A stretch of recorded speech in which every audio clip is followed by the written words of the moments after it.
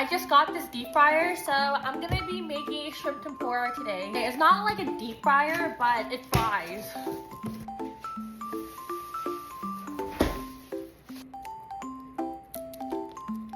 Like that.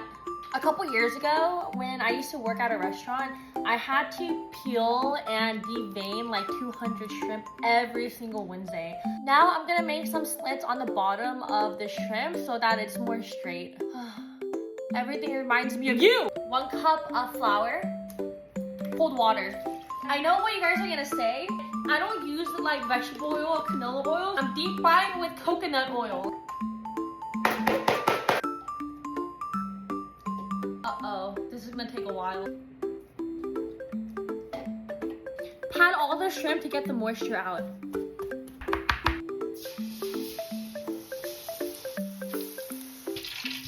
I don't have tempura sauce, so I'm gonna be using Japanese mayo.